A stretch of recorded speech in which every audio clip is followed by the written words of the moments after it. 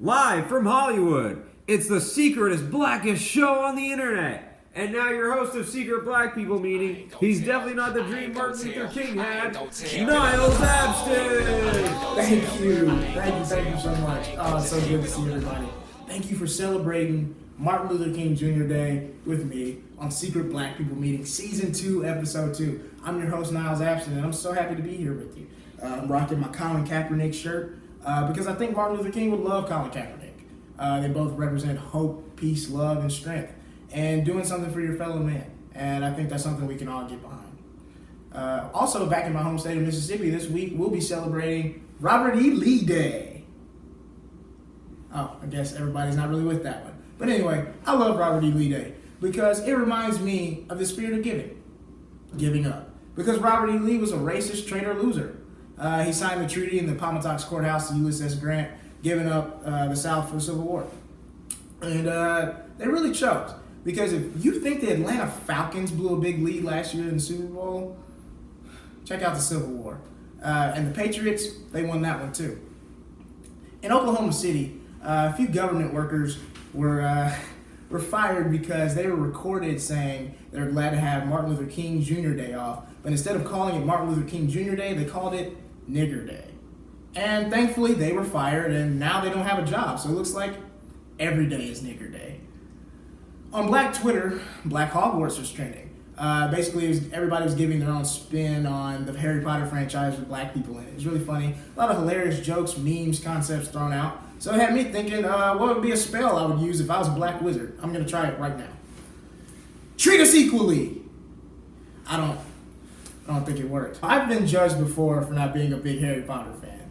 But I'm not really a fan of anything that has more flying cars than black people. In Hawaii, a false alarm missile threat was sent throughout the state to everyone that inhabited it. And of course, it scared many people for their dear lives. I think it was a delayed message, though, that was supposed to get there on December 7th, 1941. Not sure. But the way this Trump presidency is going, I know a couple Hawaiians went outside and were kind of disappointed that it didn't hit.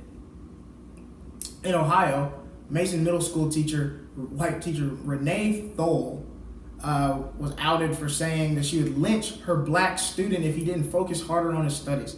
Now there's a media firestorm, people asking for her to be fired. It's almost like an angry mob is after her.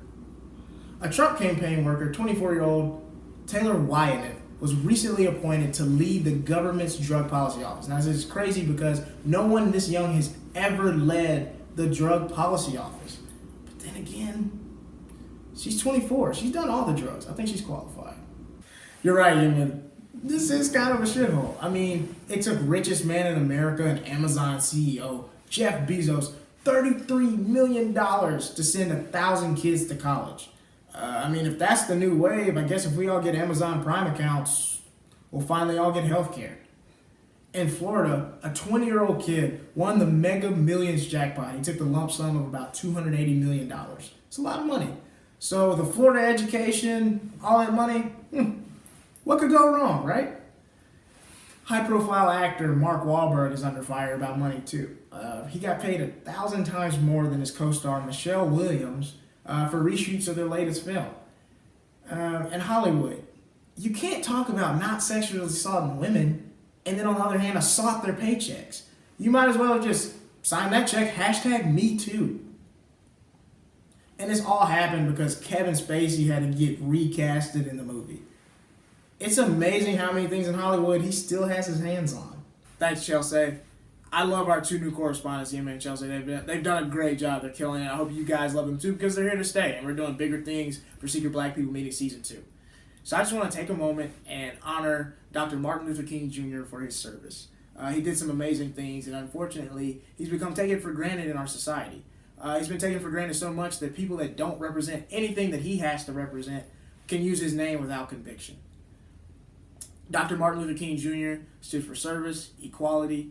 He would kneel down with Colin Kaepernick in the NFL.